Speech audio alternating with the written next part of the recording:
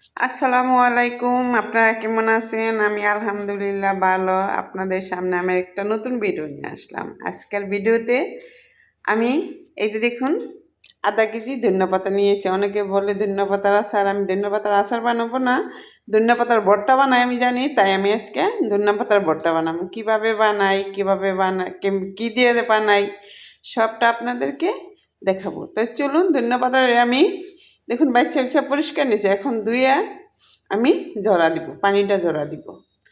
আর নিয়ে নিছি সাথে তেঁতুল। দেখুন আমি 20 টাকার তেঁতুল আনছি। এই তেঁতুলগুলো আমি এই পানিটার ভিতরে ভিজে রাখবো ইয়ের জন্য, নরম হওয়ার জন্য। দেখুন আমি তেঁতুলগুলো সুন্দর করে ভিজে রাখলে এগুলো নরম হয়ে যাবে। এগুলো আমি ধনিয়াপাতায় ভর্তায় দিব। আর আমার ভিডিও যারা দেখছেন তারা অবশ্যই দেখছেন আমি জলফুর 2টা আচার তৈরি করছি।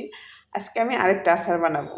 আজকে আমি জলফুর আচারটা বানাবো, তার জন্য জলফুরটা গ্রেট করে নিছি। দেখুন সুন্দর করে আমি গ্রেট করে নিছি। প্রথমে দিব আমি লবণ, কারণ এটার ভিতরে আমি লবণ ব্যবহার করি নাই, তাই লবণটা একটু বেশি লাগবো। হ্যাঁ, দিয়ে দিলাম লবণ। আর দিয়ে দিব আমি কাসন্দ দিয়ে বানাইতেছি, তো তাই কাসন্দ রয়েছে স্পেশাল, তাই দিয়ে দিলাম আমি কাসন্দ। আর দিয়ে দিব ভিনিগারটা দিয়ে দিব। আর দিয়ে দিব আমি এই যে সর্ষে বাটাটা, এগুলো আমি দিব। আর দিয়ে দিব আমি শুকনা মরিচের গুঁড়া, কাঁচামরিচ বেটে দিছিস, তাই শুকনা মরিচ বেশি একটা লাগবে না। আর দিয়ে দিব আমি হলুদ। আর দিয়ে দিব আমি এই যে বেটে রাখছি 5 ফোড়ন আর শুকনা মরিচ দিয়ে দেবো এগুলা। এটি এখন আমি সুন্দর করে মেখে নিব।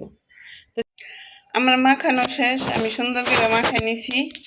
এখন আমি এই যে একটা বড়ুন নিছি, দেখুন কাঁচের বড়ুন, এটার ভিতরে আমি সুন্দর করে ভরে নিব। তাই আপনারা যদি বানান তাইলে এরকম করে একটা কাঁচের জারের ভিতরে নেবেন, দেখবেন আচার কখনো নষ্ট হবে না। আমি এখন ধনিয়াপাতার ভর্তা বানাবো। ধনিয়াপাতার ভর্তা বানানোর জন্য দেখুন দিছি কিছু কয়েক রসুন আর কটা শুকনা মরিচ। এখন আমি দিয়ে দিব, ভর্তা তো আর রান্নার তেল দিয়ে বানানো যায় না, তার জন্য আমি দিয়ে দিলাম একটু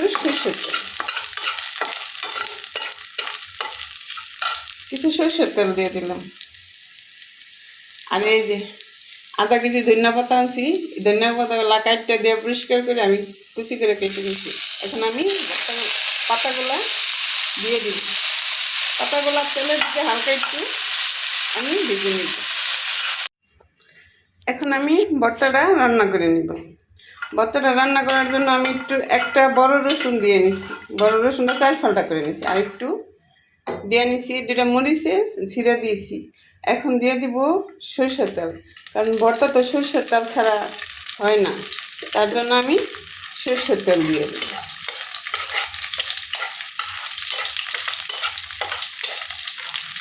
একে একে সব উপকরণগুলো দিয়ে নিব। দেখুন ইটা বেটে নিচ্ছি। আমি ধনিয়াপাতাটা বেটে নিচ্ছি, আপনারা চাইলে ব্লেন্ডার করে নিতে পারেন। আমার সব সময় বাটা জিনিসটাই ভালো লাগে, তাই আমি বেটে নিচ্ছি।